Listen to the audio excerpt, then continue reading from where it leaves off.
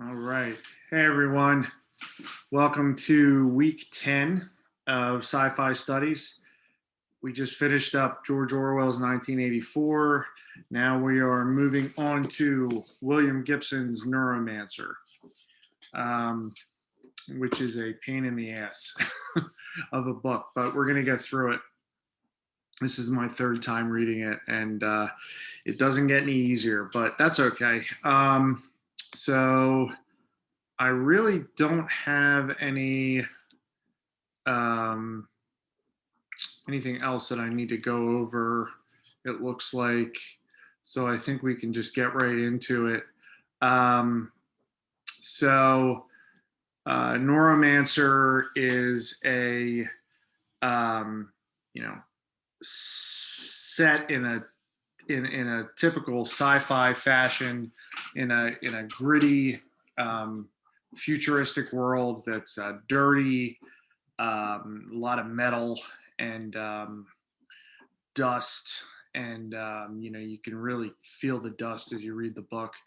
And when I actually, interesting enough, read Neuromancer, I picture Blade Runner, Ridley Scott's Blade Runner, more so than when I read Do Androids Dream of Electric Sheep, which, as you remember, is what the film is based off of. I really do think that this world, at least in the beginning of the book, that Gibson is presenting to us, is spot on when it comes to what Ridley Scott did with Blade Runner. So we're in Chiba City, Japan, and we are immediately introduced to our main protagonist, Henry Dorset Cutter Case, known mostly throughout the book as Case, but I think he's also referred to as Cutter a few times at least. And he's a hacker, a brilliant hacker. Hackers are also known as console cowboys in the book. And he's hit some hard times. He's out of work at this point. He double crossed a high status employer who he was working for, and was poisoned basically with this sort of fungus that sort of attaches itself to the nervous system and wrecks it. And because of this, the outcome is that now Case can't access the Matrix. Yes, the Matrix, which is basically the internet. It's like a prototype of the internet. And I think, the fact that this book was published in 1984 is an interesting correlation there. The fact that it was published in 1984, and we're talking about the internet and hacking. These things obviously existed in some form at this time, but Gibson really was way ahead of his time when it came to all of this stuff, and it really shows you how prophetic of a writer that he is. He does have some flaws as a writer, which we'll get to, but when it comes to writing science fiction and when it comes to sort of envisioning what the future may well look like, I think he does a pretty spot on job. But we'll get into more depth about this later. So anyway, the fungus ruins Case's career because he can't hack anymore. So he's now a drug addict. He specifically prefers alcohol and cocaine, and he has basically just hit rock bottom when we find him. And at this point, Case is put on a hit list. If things weren't bad enough, he's also put on a hit list by a crime lord named Wage. So he throws his hands up and basically decides, screw it, and end things for himself. But just in time, in the nick of time, a cyborg named Molly Millions, Molly, which is the other she's not so much a main character. She's more of a supporting role, but she's definitely plays an important part in this book. She rescues him. Molly is mysterious, and she's this sort of like an assassin slash intimidator that was hired to collect case by a mysterious man named Armitage. So she works for a guy named Armitage. And already, I mean, this is like, I don't even know, 10, 15 pages in the book, and there's already a lot going on. And this is one of the reasons why a lot of readers find this book to be frustrating. Gibson just really squeezes as much information as he possibly can on every single page. And it's a modest sized book. I mean, it's not that long. So but every page is sort of jam packed with new insights and information. So expect to be bombarded with characters and strange ideas and different places. But don't be intimidated, because once you actually get used to it, once you actually get used to his writing, and understand, for example, what something called jacking in is, among other strange terminology that he has, it gets a lot easier to follow. So please stick with it. And like I said, it does develop a sort of flow when you read it. So it may seem a little strange at first, but it should get a little easier. And obviously, I'm always here for questions if you need help deciphering something. So Armitage needs Case and offers to cure him of his neural damage. So it's this sort of quid pro quo. He also clears up Case's drug habits. And this is sort of regardless of whether or not Case wants this. And what happened is he's given new organs, a new liver that is unable to metabolize the drugs that he is taking. So he doesn't benefit from any of the side effects. So he could, snort a mountain of cocaine, and he's not gonna feel it. At least, though, now he has the capability to access the Matrix again. So he has, once again, a purpose. So before I get any further into the plot, I just want to talk a little bit about themes to look out for. And this is a good spot to do this. So I have written here drug use. It plays a big part with the characters in this book. In this brave new world that they're living in, drugs are used as a form of escape, as they are today in real life. And Case is using drugs as a sort of way to kind of make up for not being able to do the only thing that he's good at, which is hack. And even it's important to note also that even though drug use is a prominent theme throughout the book, it's also not seen in a positive light. If anything, it's seen as counterproductive. And it's basically slowing down the characters and, causing them to sort of procrastinate and not fulfill the goals that are being set in front of them. So it's definitely seen in a negative light. And another theme in the book is technology, obviously, and how it affects humanity. We are, at this point, especially with the pandemic, we are, bombarded with technology. Whether you're not, having class on Skype or Zoom, we're basically slaves to our phones. And I think this is something else that Gibson recognized at the time of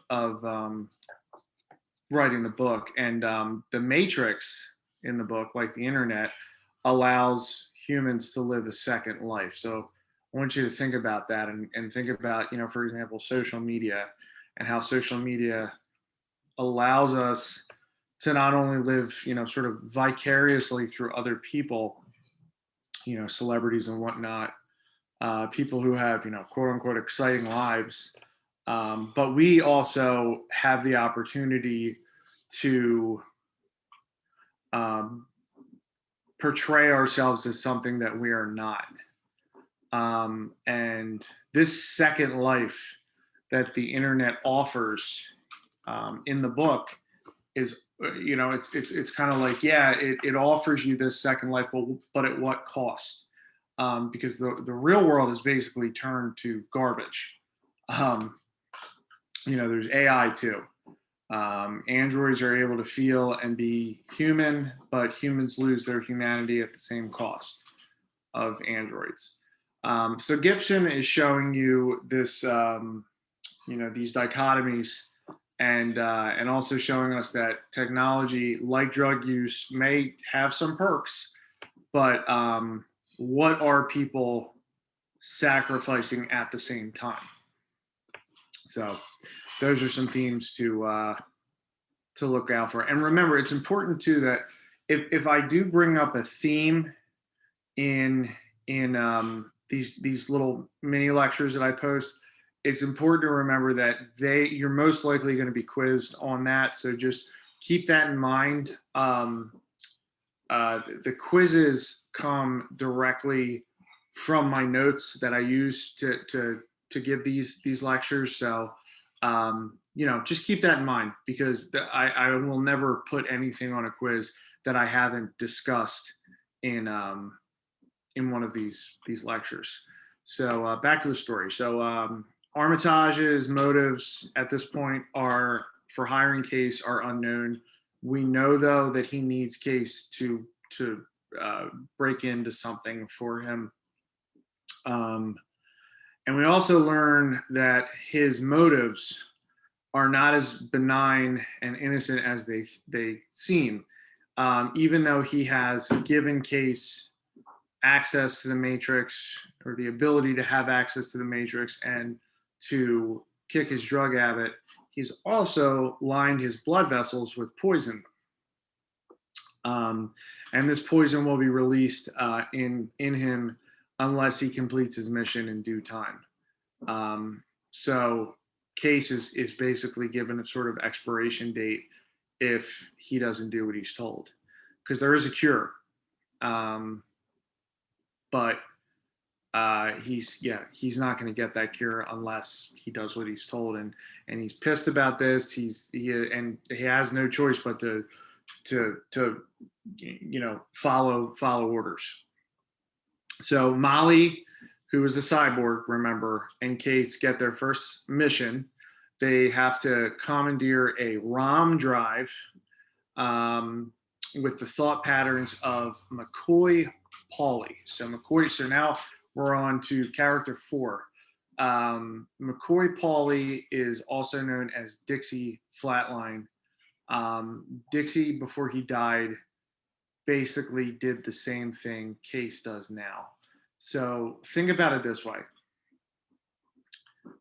Dixie or McCoy, same person, and I'm going to get into that as far as the names go in a minute. They are deceased, but their sort of personalities or soul or whatever you want to call it are tied up in this ROM drive. So if you have access to this drive, you have access to this person's personality, which I think is like a play off of the whole Ghost in the Machine idea. But as far as the names go too, it's another note. A lot of characters in the book. This is another thing that I feel makes the book a little bit more pointlessly complicated. Characters go by different names throughout the book. So McCoy Pauly, and Dixie Flatline are the same person, and the name, I'm not sure if this happens with that name in particular, but these names can be used interchangeably, and it can get very confusing. Um, so that's something to consider and try to remember. Maybe make a little note of that as you read, that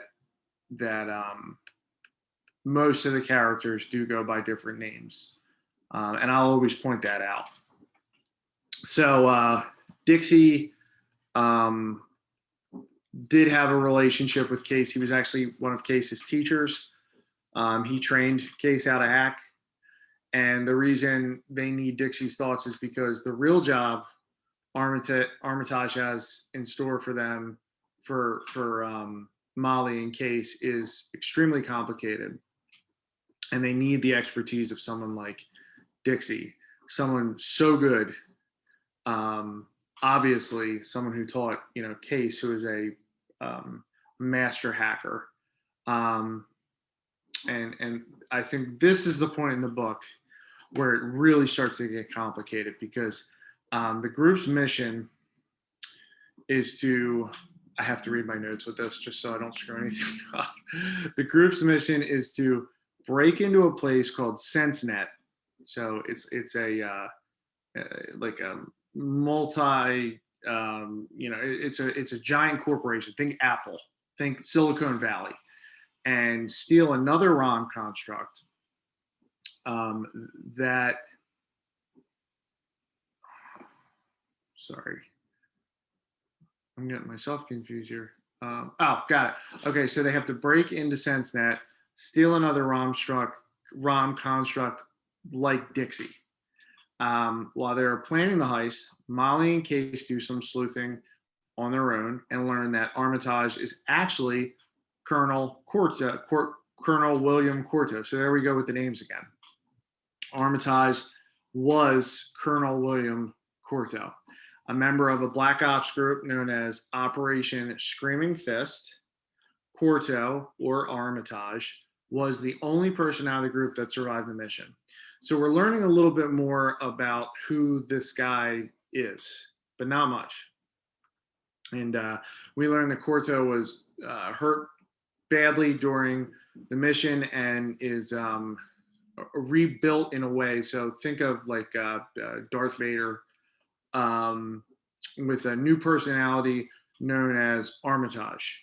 He goes nuts during this period, kills a bunch of people, and has to go underground. And he's basically a wanted terrorist.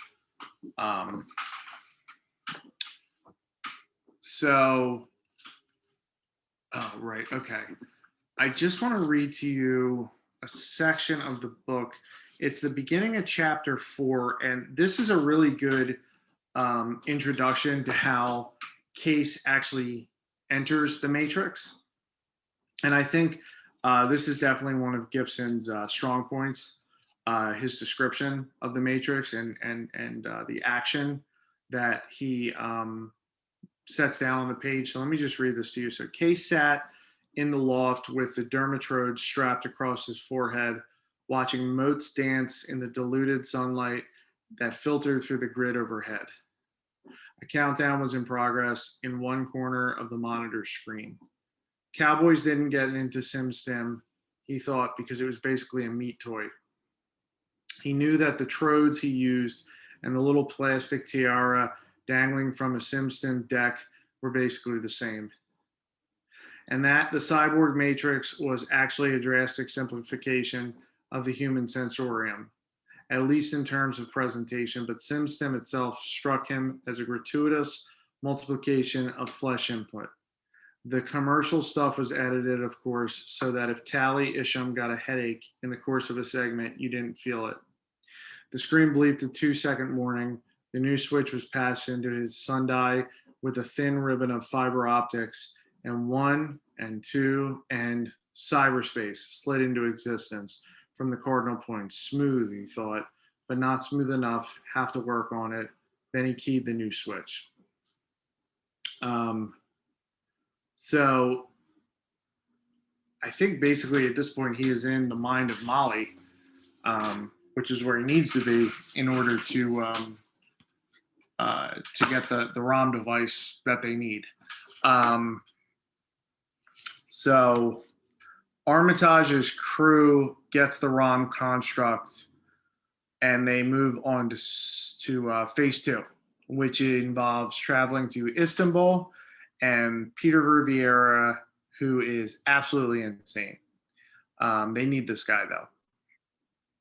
And he is, of course, a drug addict, but an extremely skilled thief. And he also, this is kind of cool, he has the ability to project nightmares situations on unsuspecting people. So like almost like these sort of holograms via cybernetic implants. And that in and of itself, he's basically giving people bad trips, and that makes him a very feared individual. Armitage talks him into working for them, which may be a good thing or a bad thing. We're going to have to find out. And Molly and Case are still holding their own personal private investigation. And an extremely advanced AI called Wintermute they're focusing on now. Wintermute plays a very important role in the book, and you're going to hear that name a lot. Wintermute was created by the Tessier Ashpool family, which is a clan of clone business moguls in order to operate the massive business operation. So you have these many times over cloned individuals who are operating this sort of massive corporation. And it sounds, maybe it doesn't sound innocent, but it sounds, what's the word? I don't know. I guess innocent would be the way to look at it. But when Case learns that Wintermute is only half of a super AI, so he realizes that its true nature is still a mystery. Like AI or Wintermute is a super AI, which I think, I could be wrong here, I think that means that it sort of begins to think for itself. It has sort of crossed over into consciousness. And who is Wintermute's? But he's only half of a super AI.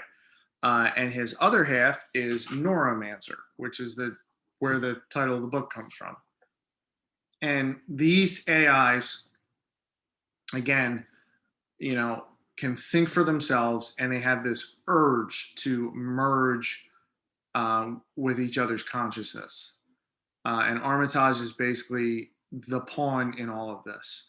So Wintermute is using Armitage to find Neuromancer, and therefore Wintermute has created or brought back Armitage. And now it's super complicated, I know, and I get it. And this is probably one of the most complicated books I've ever taught, personally. So we're going to get through this the best we can. All of the plots and subplots can literally make you tongue-tied. I feel tongue-tied right now. But I think I've summed up the best I can as far as what's going on in this week's reading. Again, if you have any questions or if something just isn't making sense, just let me know.